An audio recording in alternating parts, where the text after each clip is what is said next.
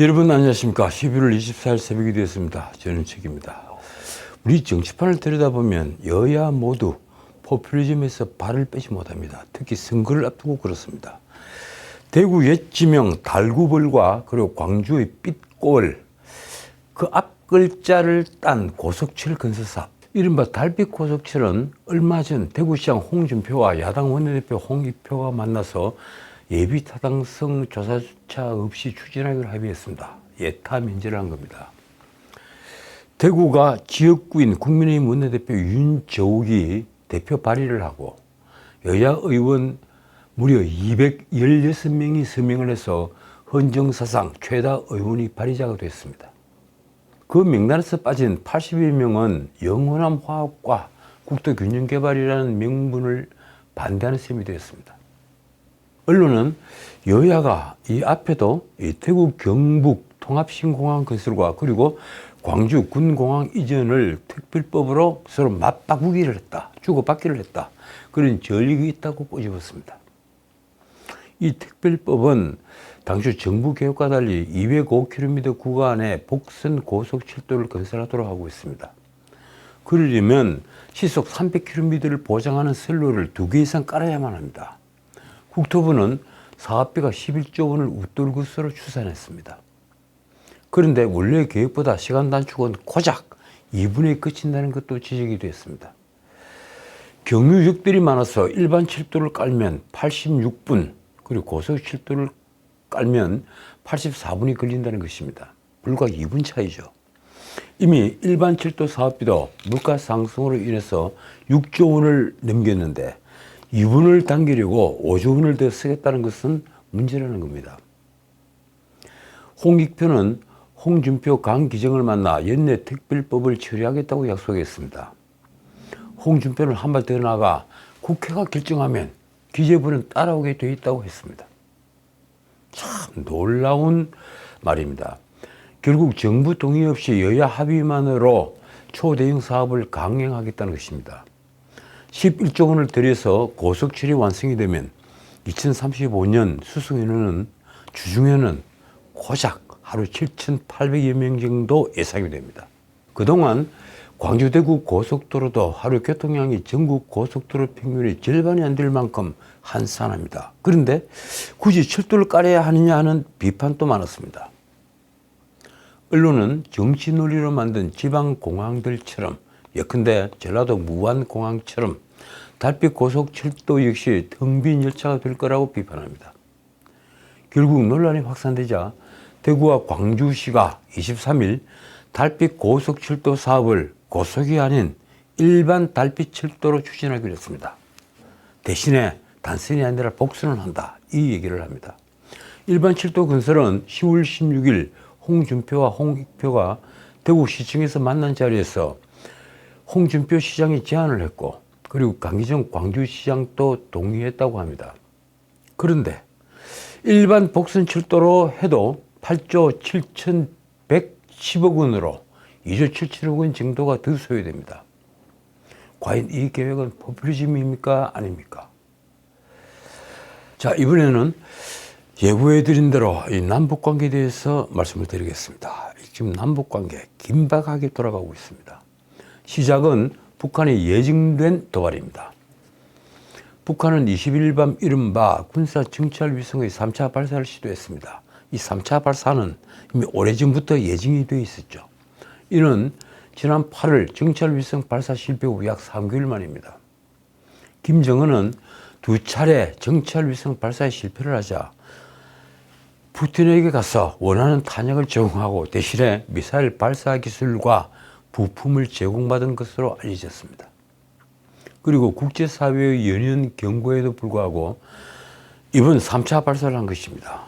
북한의 발표가 이렇습니다. 21일 밤 10시 42분 국가항공우주기술총국이 평북 철산군 새 위성 발사장에서 천리마 1형 로켓에 군사 정찰위성 1호기 만리경 1호를 탑재해 남쪽으로 성공적으로 발사해 궤도에 정확히 진입시켰다. 제가 우리 현대말을 조금 바꾼 부분이 있습니다. 북한은 자신들이 쏘아 올린 정찰위성이 괌 상공에서 미국의 군사시설을 촬영했고 그리고 지상과 교신에도 성공했다고 주장했습니다. 위성 발사 11시간쯤 지난 20일 오전 10시 김정은이 평양 종합관제소를 찾았다고 북한은 밝혔습니다. 김정은은 이 자리에서 정찰 위성이 20일 오전 9시 21분에 촬영을 한 괌 앤더슨 공군기지와 그리고 아프라항 사진을 봤다며 미세 조정을 거치면 정찰 위성이 다음 달부터는 정찰 임무에 돌입을 한다고 보도했습니다.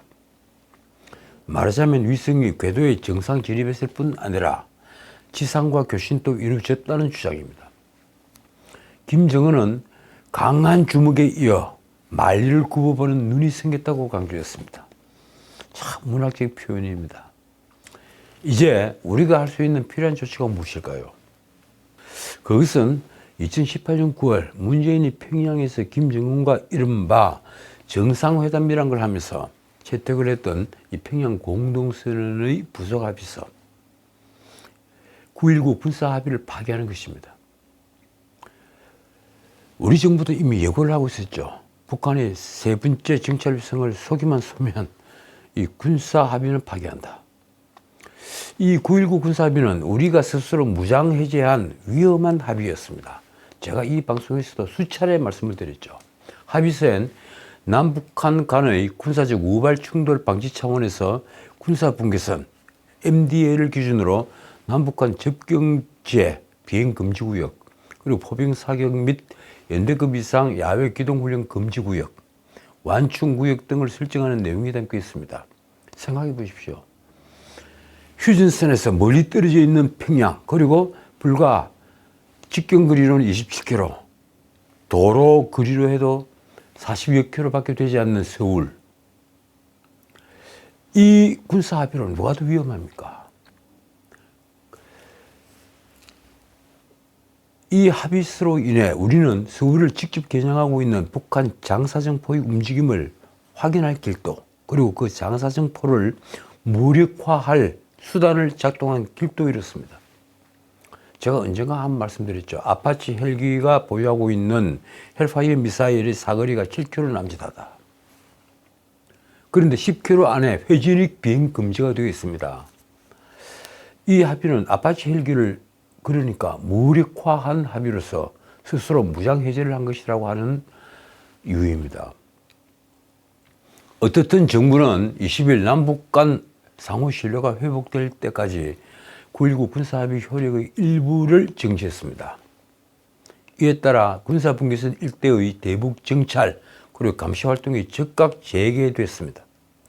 정부는 20일 오전 임시 국무회의를 열어서 9.19 군사합의 효력 일부 정지 안건을 상정 의결했습니다. 한 총리는 우리 국가안보를 위해 꼭 필요한 조치라면서 이렇게 설명했습니다. 그간 북한 장사정포 공격에 대한 식별은 물론 이를 대비한 우리 군의 훈련이 제한됨으로써 북한의 기습 공격 위험에 노출되는 등 우리의 접경지역 안보태세가 취약해졌다. 이 접경지역 안보태세 정도가 아닙니다. 서울이 안보가 위험해졌던 겁니다. 서부전선 일대가 모두 다 위험해졌습니다. 그는 9.19 군사합의 일부 효력 정지를 통해 군사분계선 일대의 대북 정찰 감시 활동을 즉각 재개해 우리 군이 대북 위협 표적 식별 능력과 그리고 대응 태세가 크게 강화될 것이라고 했습니다. 한 총리가 혹시 군에 갔다 왔는가요? 무엇보다 한 총리는 21일 있었던 북한의 군사 정찰 위성 3차 발사는 우리와 국제사회의 거듭된 경고를 무시한 것으로 탄도미사일 기술을 활용한 북한이 어떠한 발사도 금지하고 있는 유엔 안보리 결의에 대한 중대한 위반이자 그리고 우리 안보를 위협하는 직접적인 도발이라고 규정했습니다. 국방부도 20일 9.19 남북 군사합의의 1조 3항 군사분계선 상공 비행 금지구역 설정을 효력 정지하기로 했다고 밝혔습니다. 국방부 정책실장 허태근은 브리핑에서 이렇게 말했습니다. 그동안 북한이 남북이 체결한 다수의 합의뿐만 아니라 9.19 군사합의도 의도적 반복적으로 위반하여 유명무실화시켜온 것처럼 남북 간 합의 준수에 대한 그 어떤 의지도 없다는 것을 또다시 보여준 것이다. 허 실장이 발표한 정확한 진행은 이렇습니다. NSC, 그러니까 국가안전보장회의 상임위원회는 9.19 군사합의 1조 4망의 비행금지구역 설정에 대한 효력 정지를 결정했고, 이 결정은 20일 오전 8시 열린 국무회의에서 의결이 됐다. 이에 따라 우리 정부는 대북 통지 등의 절차를 거쳐 20일 오후 3시부로 9.19 군사합의 1조 4망을 효력 정지한다. 국방부는 대북 직통 채널이 현재 가동되지 않는 점을 감안해서 9.19 합의 1조 4망의 효력 정지 계획을 언론을 통해 우선적으로 공표했습니다. 그러자 북한은 23일 9.19 군사합의에 구속되지 않겠다며 이 합의에 따라 중지했던 모든 군사적 조치들을 즉시 회복한다고 선언했습니다.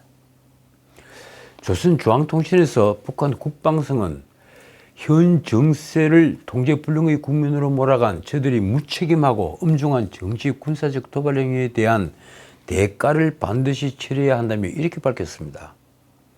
지상과 해상, 공중을 비롯한 모든 공간에서 군사적 긴장과 충돌을 방지하기 위해 취하였던 군사적 조치들을 철회하고 군사 분계선 지역에 보다 강력한 무력과 신형 군사 장비들을 전진 배치할 것이다. 그 뒤에 한 말은 또 이렇습니다. 북남 사이에 돌이킬 수 없는 충돌 사태가 발생하는 경우 전적으로 대한민국 것들이 책임지게 될 것이다. 그러면서 이런 협박도 서슴지 않았습니다. 사소한 우발적 요인에 의해서도 무력 충돌이 전면적으로 확대될 수 있는 가장 위험한 군사 분계선 지역의 정세는 대한민국 정치군사 깡패 무리들이 범한 돌이킬 수 없는 실책으로 하여 수습할 수 없는 통제불능에 놓이게 되었다. 자, 기가 막히는 언설입니다. 제가 문재인에게 묻고 싶습니다. 왜 이런 9.19 군사합의 같은 것을 만들었는가요? 9.19 군사합의에서 가장 문제되는 것은 MDL 10km 안에 회전익 비행 금지입니다. 저는 그 발표를 보고 이건 적의 농간이라고 얘기를 한 기억이 납니다. 아무리 해도 이런 이적 행위, 이적 발상을 했다는 자체가 저는 정말 의심스럽습니다. 자, 이제 말리경 1호라는 군사 정찰 위성 1호기에 대한 관심이 커지고 있습니다. 이번 발사는 5월 31일 1차, 그리고 8월 24일 2차 발사 실패에 이어 89일 만에 이루어진 것입니다. 군의 고위 관계자는 22일 이렇게 밝혔습니다.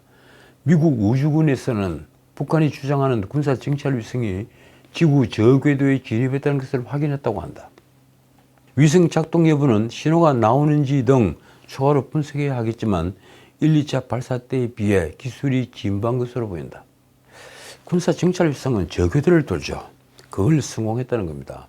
한편 미국 우주군사령부가 운영하는 위성 정보 서비스 스페이스 트랙에도 이 북한 정찰 위성에 관한 정보가 실렸습니다. 군 정찰 위성은 핵시설이나 미사일 발사기지 등 군사시설을 정찰하기 위해서 약 500에서 600km 이 저궤도 상공에서 물체의 움직임을, 지상 목표물을 촬영해서 데이터를 전송합니다. 고성능 영상 레이더 SAR이라고 불리는 그 영상 레이더를 탑재해서 전자파를 지표면에 방사하고 그럼 마구 흩뿌려서 반사되는 파동의 시간차를 통해 물체의 이동을 관측합니다. 전자광학 적외선 기능을 탑재를 하면 밤이든 낮이든 날이 흐리든 아니든 눈비가 내리더라도 정보를 파악할 수 있다고 합니다. 지금 우크라이나 전쟁에서도 군사 정찰 위성을 활용해서 30cm 규모의, 그러니까 손바닥 한 뼘 크기보다 약간 더 큰 그 범위의 그 규모의 물체와 적의 움직임을 파악하는 것을 볼 수 있습니다. 초소형 SAR 위성을 통해 숲이나 건물에 숨은 적의 동태와 무기까지 어느 정도 감지할 수 있다는 것입니다.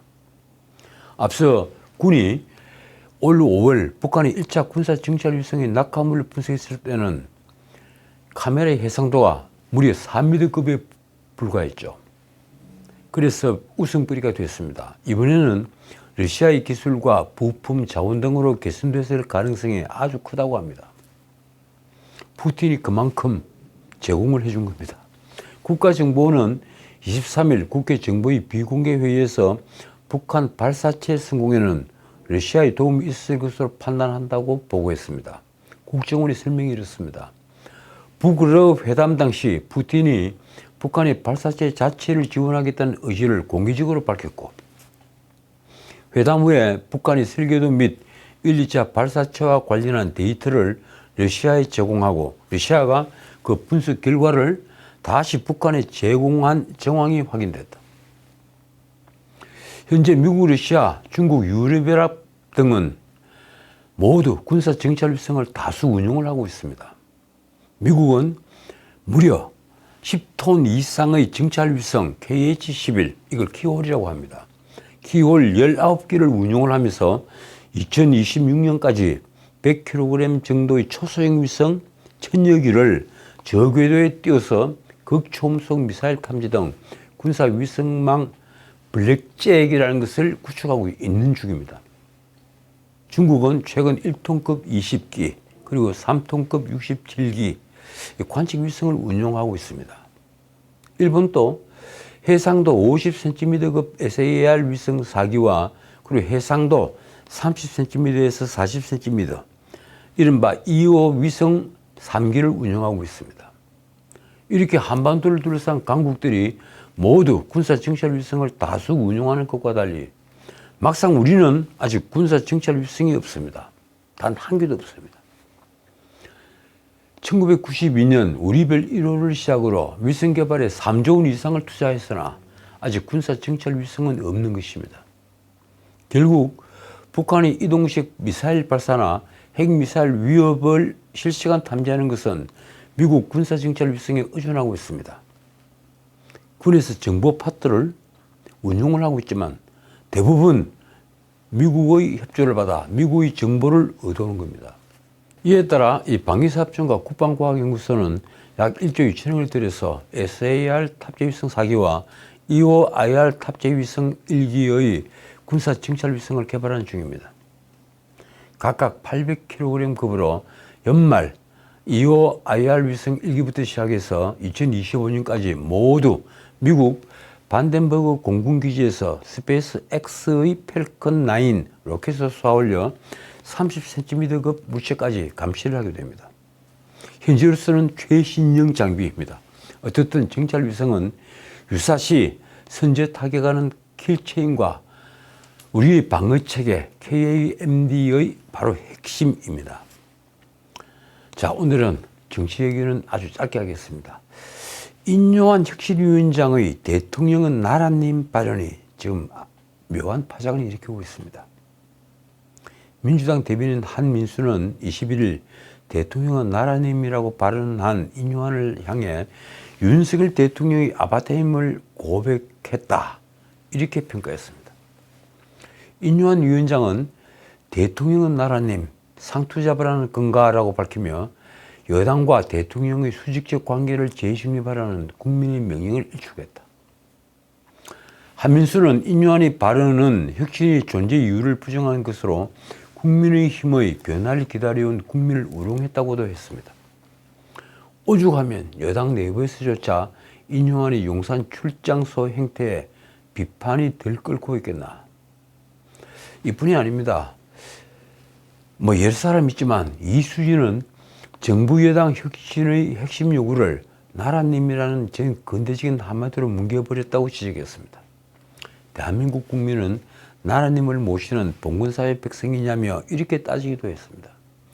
지역구 출마를 저질하다가 깜짝 혁신위원장이 되어 용산이 뜻대로 움직이다가 결국 적십자를 입에 담으며 다음 자리를 언급하는 그의 모습이 안타깝다 못해 민망하다. 글쎄요, 저도 이 나라님 말씀은 좀 고개를 갸우뚱거리게 만듭니다.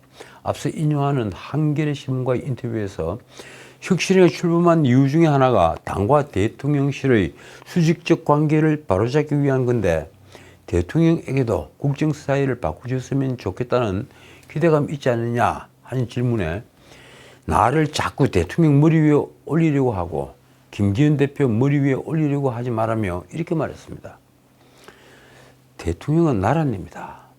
당대표는 거의 그 다음으로 중요할 것이다. 그 사람들 머리 위에 올라가서 이래라 저래라 상투를 잡으라는 건가. 순간 이 민주당은 한 건 잡았다고 생각했을 겁니다. 대통령을 나라님이라고 했으니 말입니다. 참 기가 막힙니다. 이러니 인수위에 대한 말들은 쏟아지고 있습니다. 혁신이 대상이라는 말까지 나왔습니다. 그런 지도 오래됐습니다. 이 김경진이 혁신이 조기 해체세를 내놨을 때만 하더라도 애교처럼 들리는데 이제 정반대가 됐습니다. 인수위가 아무리 실직도 내지 못하고 당만 더 어렵게 만들고 있다는 평가들이 많은 겁니다. 혁신안 1, 2, 3, 4, 5 계속 냈지만 1호안만 받아들여졌습니다. 이준석 3인은 말입니다. 그러나 혁신위는 오히려 조기 종료설에 선을 끄며 내부 단속에 나섰습니다. 혁신위의 지도부 불출마 권고 등에 대한 당내 미온적 반응과 그리고 일각에서 제기되는 혁신위 무용론을 두고 수습에 주력하고 있는 모습입니다. 인요한은 20일 열린 온라인 화상회의에서 조기 종료설과 관련해 혁신위 공식 활동 기간이 내달 24일이고 법적으로는 2주까지도 연장할 수 있다고 혁신위원들에게 설명했습니다. 글쎄요, 그걸 모르는 사람이 누가 있겠습니까? 그런데도 20일 일부 언론에서는 혁신위가 이번 주 혁신안 발표를 마지막으로 활동을 마무리하고 12월 초에 활동을 종료할 수 있다는 보도까지 나왔습니다. 그러나 대다수 혁신위원들 사이에서 조기 해체에 대해 크게 논의된 바가 없다며 부인을 합니다. 한 혁신위원은 당 대표도 공천관리위원회에서 혁신안을 적극적으로 수용할 수 있다고 밝힌 만큼 혁신위에서도 계속해서 목소리를 낼 것이라고 했습니다. 그런데 아직 공관위는 구성되지도 않았는데 누가 혁신안 적극 수용을 말을 한다는 겁니까? 어쨌든 이제 혁신위가 더 내놓을 아이디어도 없어 보입니다. 기본적으로 당의 정체성을 바로하는 일을 벌이기에는 인요한부터 혁신위원들 자체가 혁신위원들 전부 다가 정체성이 뚜렷하지 않은 것이 문제입니다. 그렇지 않습니까? 그러니 기껏해야 중진들 흠집 출마 요구를 하면서 당을 흔든 것밖에 없게 된 것입니다. 게다가 개헌 사항까지 혁신안으로 내놓고 실제 인요한은 민주당 강기정을 만나면서 헌법 전문을 개정하는 것까지 협의했으니 혁신위가 뭘 하는지조차 몰랐다는 비판을 감수해야 할 판입니다. 인요한이 비대위원장도 당대표도 아닌데 말입니다. 도대체 이런 혁신위를 만들자는 아이디어를 낸 사람은 누구일까요? 제가 보기엔 그가 역적입니다. 당장 험지 출마 또는 불출마를 요구받은 중진들은 이제 용퇴시킬 명분마저 잃었습니다. 그들에게 소중한 것은 명예이며 그것은 명분을 바탕으로 합니다. 그들 모두가 집권 여당의 자산이라는 걸 왜 모르는 걸까요? 그런데 인요한은 섣부른 월권으로 당 중진들의 처신을 아주 어렵게 만든 것입니다. 장제원이 버스 92대로 지지자 4,200여 명을 동원해서 세를 과시한 걸 누가 나무랄 수 있습니까? 김기현 대표도 그러니까 내일이죠. 25일 지역구인 울산 남구에서 3차례에 걸쳐 의정보고회를 개최합니다. 의정보고회를 총선 전에 개최하는 것은 무엇입니까? 출마를 하기 위해서입니다. 의정보고회는 국회의원으로서 중요한 홍보 활동입니다. 그러니 혁신이 뜻대로 불출마는커녕 출마 의지를 더욱 굳힌 것이라는 분석까지 나왔습니다.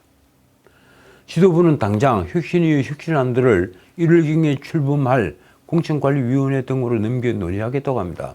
그러나 어느 공관위원장이 혁신위의 이 말도 안 되는 혁신안에 매여서 공천을 망치고 싶어 하겠습니까? 다만 총선기획단은 3차 회의를 마친 뒤 기자들에게 이렇게 말했습니다. 현역 국회의원 하위 20%를 공천에서 배제하는 혁신의 제한을 넘어서는 엄격한 국회의원 평가 방식을 의결했다. 더 기가 막힌 것은 아직 선거법도 결론나지 않았는데, 비례대표 위성 정당이 가능한지도 지금 결론이 나지 않았는데, 혁신위가 5 혁신안으로 과학기술인의 공천 확대를 내놓은 것입니다. 과학계 출신을 비례대표 당선권 후보로 발탁을 하라, 이런 요구입니다. 인요안은 심지어 양양자 한국의 희망 대표를 만나서 통합 행보까지 선보였습니다. 혁신위원장이 당대표가 해야 할 일을 또 벌이고 있는 겁니다. 참 이해가 되지 않습니다. 자, 오늘은 여기까지입니다. 이 최강욱의 암컷 발언 다들 알고 계시죠?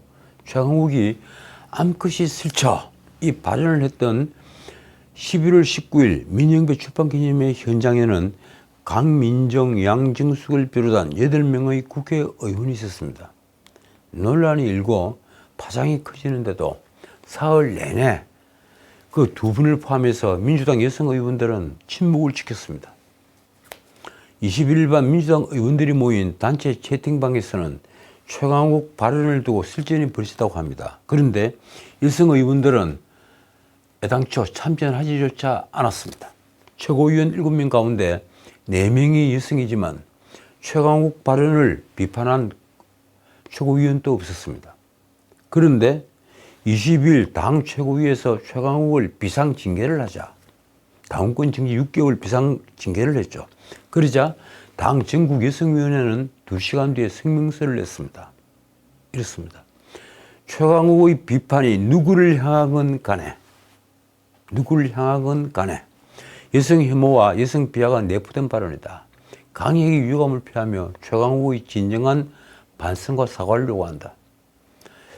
말하자면 그것이 김건희 여사가, 그러니까 최강욱의 발언이 김건희 여사가 타깃이어서 민주당 여성 의원들이 침묵을 한 것입니까? 그렇다면 이것이 민주당의 도덕 수준이라고 해야 합니까? 아니면 민주당 당 지도부를 대표하는 이재명의 도덕 수준이라고 해야 합니까? 지금까지 전원식이었습니다.